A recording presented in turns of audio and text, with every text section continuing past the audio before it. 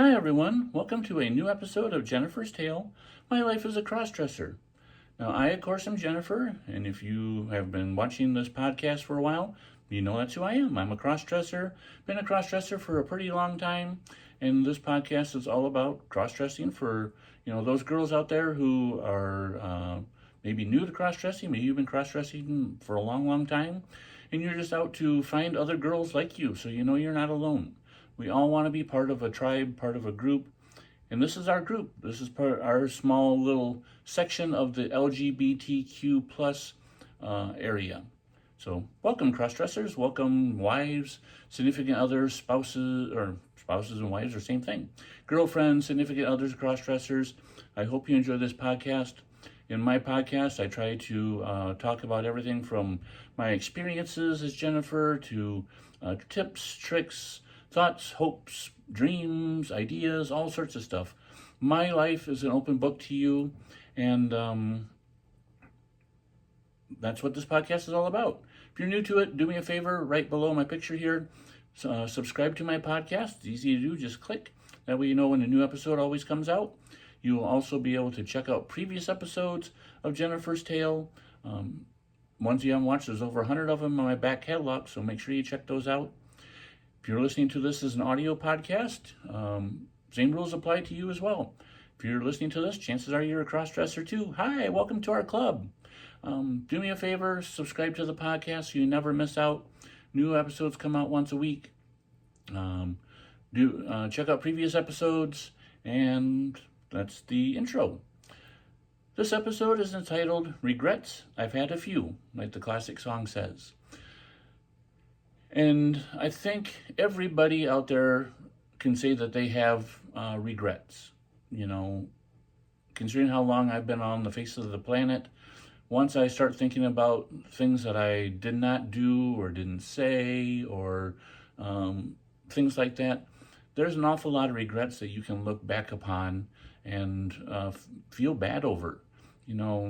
Anytime the subject of regrets comes up, it's always kind of a downer because whether you're talking about regrets being a crossdresser or just regrets about life in general, they're missed opportunities. They're things that maybe they just didn't work out at that point in time. Maybe it was a road that had a split in the path and you chose one direction and not the other. Like Ralph Waldo Emerson says, and the road less taken. And maybe you, looking back on it, you made the wrong choice. You picked the wrong fork in the road. And as us as crossdressers, I think we even have more than just the general public. Because just even speaking for myself, I've been crossdressing for a long time, and looking back on my crossdressing life, looking back on the evolution of Jennifer, there are plenty of missed opportunities that have happened over time that I wish I could go back and replay and relive and choose the other option. Anything from when I was living in my little small town in Iowa and I decided to move to the capital of Iowa, move to Des Moines. Back then I was cross-dressing fairly frequently, but part of the reason I moved to Des Moines was there was a girl that I was interested in, and part of my moving there was to hopefully get a little closer to her, and that involved doing away with my cross-dressing. It involved me taking all my cross-dressing stuff and burning them. I actually went to a park and started a fire and took all my cross-dressing stuff, my heels, my clothes, makeup, everything, and burned it in effigy as a way of showing that this part of my life was over. And I moved to Des Moines. Within a year, that relationship fizzled, but on the plus side, I had a new life down there with new friends and stuff, and it was quite a few years after that I got back into cross-dressing and actually ventured out a couple times. But maybe, looking back, that's a regret. Maybe when I moved to Des Moines, maybe I should have not done away with my cross-dressing. Maybe if I would have realized back then that it was something that's never going to go away. I can shove it as far deep down in a hole as I possibly can, but it's always going to come back. Maybe if I would have went with the attitude of, I'm going to Des Moines, maybe I'll meet some new friends, maybe I can go to a gay bar or a gay club and make some new friends as Jennifer then, maybe my life would have been different. There's all sorts of different kinds of regrets that we can go over that may have been life-changing. One of the ones that I've kind of dealt with over the past year, for those of you who've been following along on my podcast, I realized or came to the conclusion or was able to say that I now know that I'm bisexual, and I, especially as Jennifer, have an attraction to men. And looking back on my life, one of my best friends back in high school,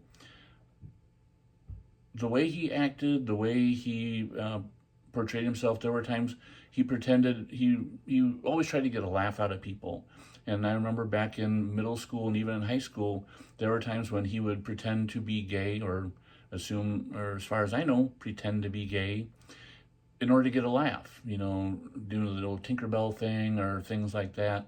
And it made me wonder, was he really gay, and was he hiding it? And if that's the case, maybe, all that time that he and I spent together after high school, we used to go on weekly road trips. Maybe if I would have come out to him then as Jennifer and said, I want to share this side of me with you, and not been afraid of how he would have felt, maybe he would have shared that side of him with me. I've even gone so far, I am close with he passed away quite a few years ago, and I am close with his sister and his niece, and I've kind of asked them about it. I've come out to them and shared my Jennifer side with them and asked if, your brother or your uncle, do you think he possibly could have been gay?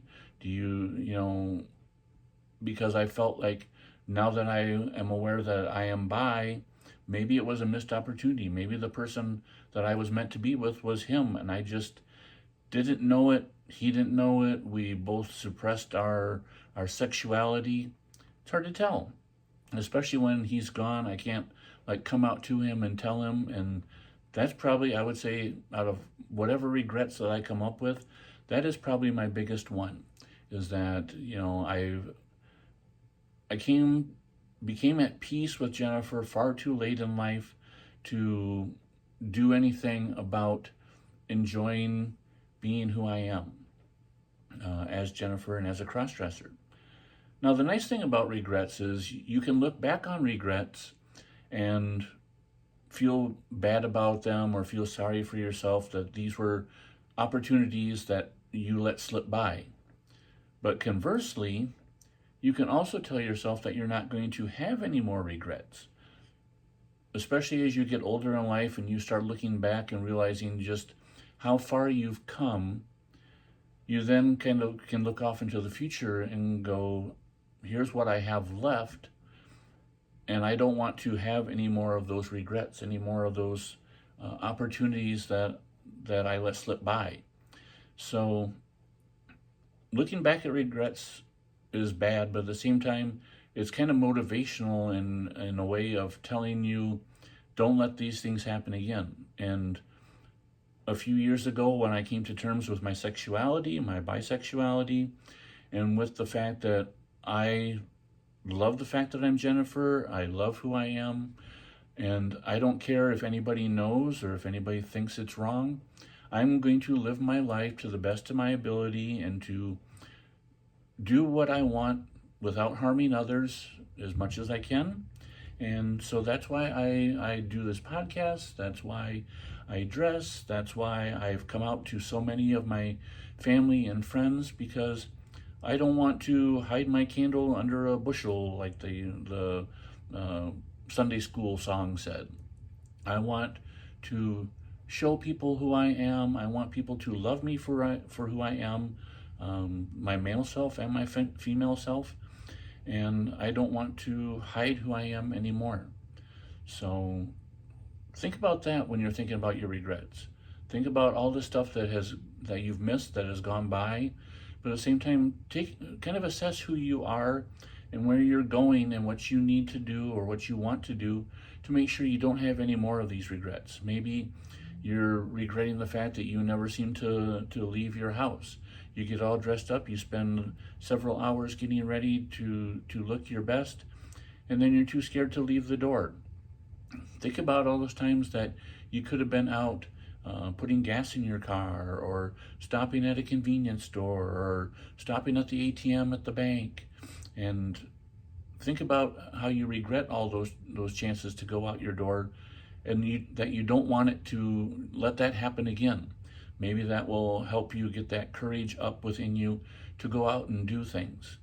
Maybe you are a cross-dresser who is on the verge of being trans, and maybe you are thinking about taking that next step, or maybe you have in the past.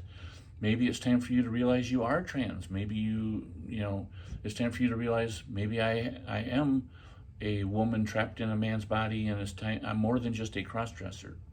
Maybe it's time for you to take that next step. Don't let regrets rule your life, or let regrets rule your future.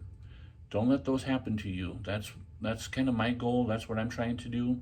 And I encourage you out there to do the same thing. So that's what I have to say on regrets. Don't let your life be ruled by regrets, especially from this day forward. I would love to hear from you on your thoughts on this topic. You can do that numerous different ways. If you're watching this on YouTube, leave a comment with this episode. Talk about your regrets. Talk about things you used to regret but you don't anymore. If you're listening as an audio, leave a comment there.